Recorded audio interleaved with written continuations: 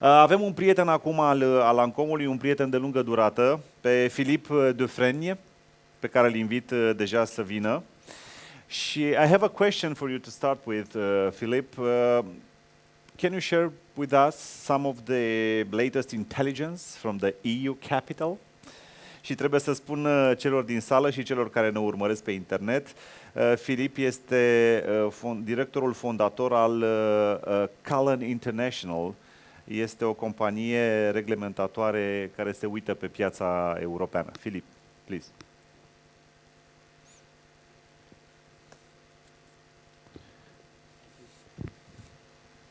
Thank you, Mihai.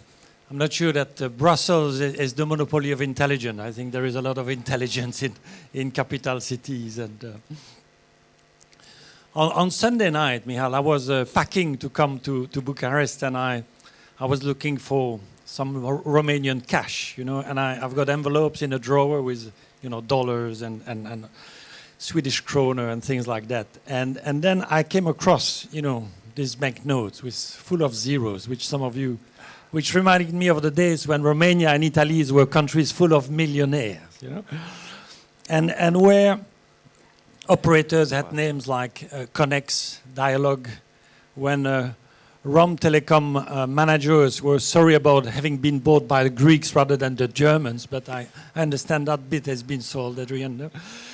Well, the Germans arrived after all, you know, in 2 steps. And then I had the privilege in those days of you know, meeting the sector and also of working a bit with actually exceptionally young people in what used to be called ANRC. And the bright young people that worked in ANRC in those days were already writing excellent documents to try to convince the EU to let Romania join the club.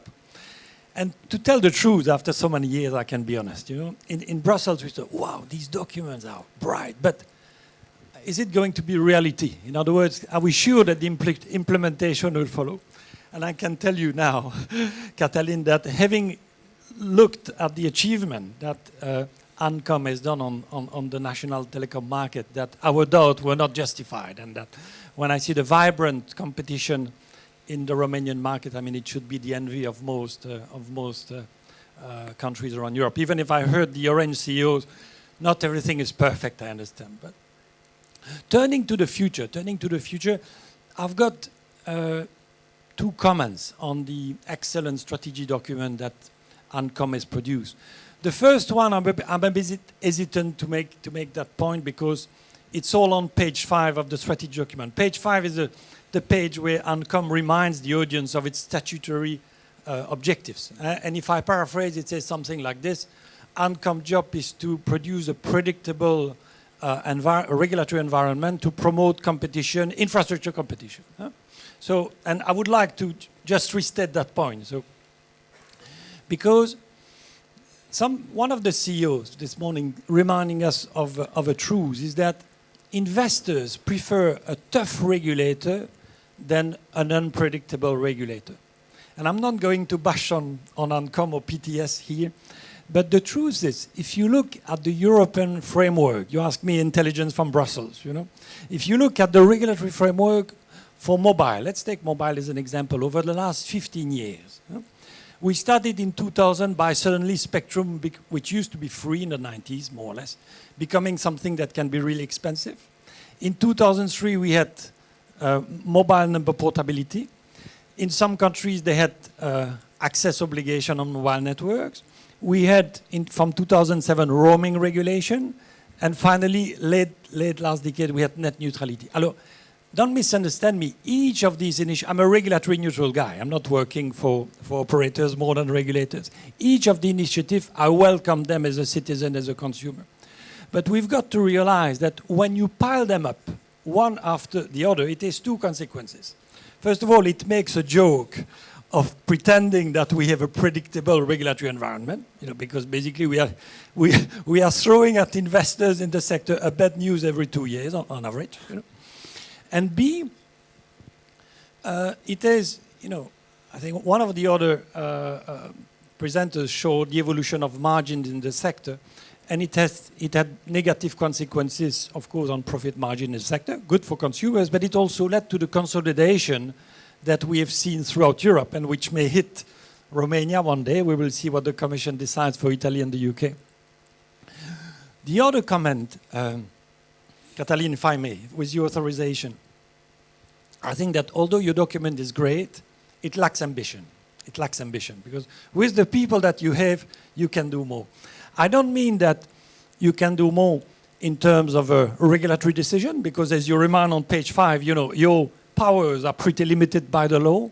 But I think that it's time for telecom regulators, beyond their regulatory role, to also become a bit of a consultant and a bit of a lobbyist for the sector. I explain these two things. First of all, you should be consultant. Consultant to whom? To the government, to the parliament, because when we will go into the world that Mihai described so well, you know, these politicians that refuse to be bored with issues like wholesale access and spectrum auction, which are both boring and complicated, they will love to intervene, you know, on all these things because they believe they understand it, they believe that their voters will like it, and this is where the sector as a whole, the digital ecosystem, need, you know, a talented expert and well-informed to be on the side of politicians, on the side of government to prevent them from, you know, moving towards their populist, you know, inclinations, if I may, you allow me that.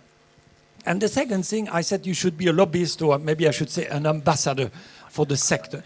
Because the sector, and I'm talking about the sector, I'm not just talking about the telecom sector, I'm saying that the whole digital ecosystem, the telcos, the OTTs on the top. In order for that ecosystem to blossom, we need to have, you know, adequate rules. Adequate rules for the telecom regulation, that's your job. But we also need to have proper rules in the field of privacy, in the field of cybersecurity, in the field of stimulating demand. And the reason why I believe that telecom regulators like ANCOM are uniquely positioned is that unlike the privacy authority, which is solely obsessed by protecting privacy, which is very important, unlike the cybersecurity authorities, which are solely concerned with protecting cybersecurity, telecom regulators, by their very nature, have to strike a balance between consumers and between stimulating investment and basically growing the market. And this role that you have in your DNA, if you like, puts you in an ideal position to be the ambassador of the whole ecosystem with the authorities. And this is perhaps something that you may wish to add a page, if you like, to the strategic plan to pave the way for that. But wait. You said that's great perspective. So I have a very specific question for you. Do you think ANCOM should regulate or not OTTs? Talking about that shocking news that regulators give the industry every 2 years or so. I know, this is probably the 10,000 new lay question, you know. That's a complex question, but I think there are two types of OTTs. You know, there are the OTTs that compete with the telco, the OTTs that provide electronic communication services, and we could have an interesting debate as to the fully fledged telecom regulation should apply to them. I believe so, but I believe that before we do that, we should first of all get rid of some of the regulation that were invented in the days of the PSTN and may no longer be suited for the IP networks. So before we apply regulation to OTTs, let's first of all, you know, get rid of some old-fashioned regulation. But more interestingly, perhaps, and more surprisingly, is the question of whether regulators should have a role regulating OTTs that do not provide electronic communication services. For example, Google search. For example, Facebook, for example, I don't know, Booking.com. And it's a bit outrageous to say that because you say, Philip, it says nothing to do with telecom.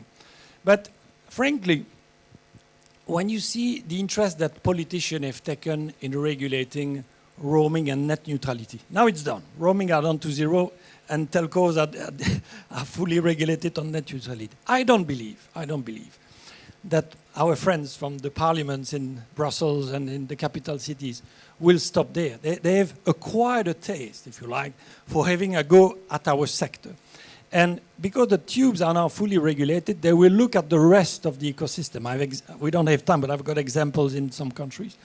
And I believe, it's a joke, but I believe that some of the OTTs like Google, might be thinking at the moment, am I better off, seeking shelter, seeking refuge, being regulated by a professional, evidence-based regulator, or am I be better off pretending I'm not regulating and then getting the European Parliament or national Parliament, as we saw in some countries, coming up with crazy rules, outside of any rational economic reasoning. So maybe a bright future for regulators. All right, thank you very much, Philippe DeFraigne, for this input in our conference.